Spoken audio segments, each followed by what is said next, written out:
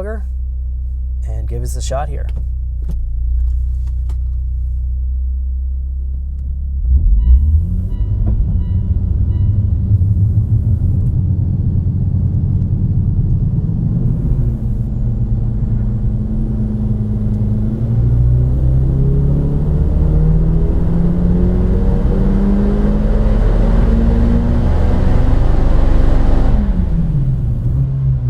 Okay, that felt smooth. Shut it off so we can talk a little bit. Okay, let's take a look at our graph and see. So we can find here, we're at 335 torque, and now we're at 444 horsepower. We found that area where it dipped before.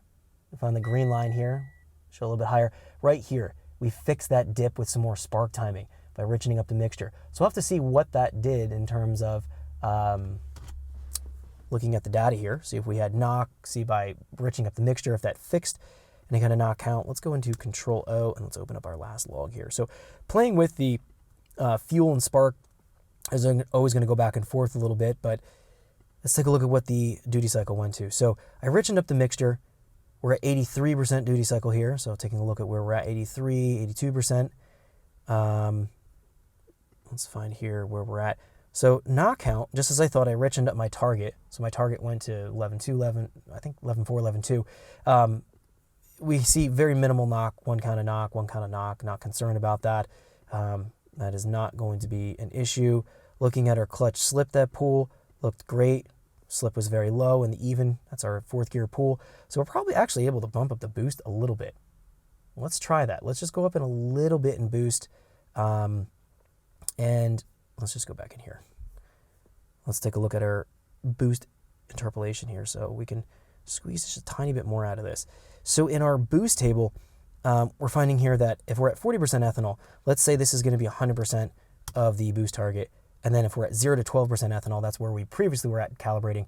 That's going to be 0 here. So we're going to run the targets and the boost control tables reference between the reactive duty cycle table and the target table from our pump gas. So 0 will be on pump gas settings in the main body of the editing down here. And then if we're higher than that, we're going to say here 40% and higher will be 100% duty cycle.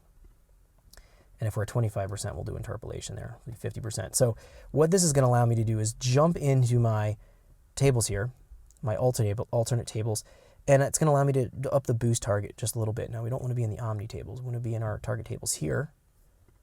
And we could probably pick this up on the top end to something like 28 PSI.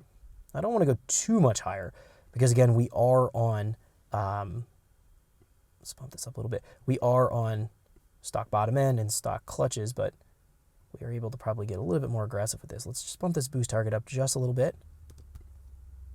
Okay, and let's go into our reactive tables and also bump this up a little bit. So I'm going to go in here and dial this up. I'll bump it up 5% duty cycle. So I'm using my right bracket key, bumping this 5% duty cycle higher.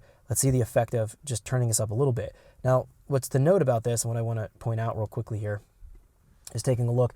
Our torque is still only at 335 torque. I'm still able to go up to about 350. Thanks for checking out our teaser clip. If you want to see the rest of this video and more than 500 hours of current EFI training we have to offer, make sure you click right here. If you want to go and check out more teaser clips from this training course, click here. And you don't want to miss any of the videos we're going to be releasing on this channel, so make sure you subscribe and click here.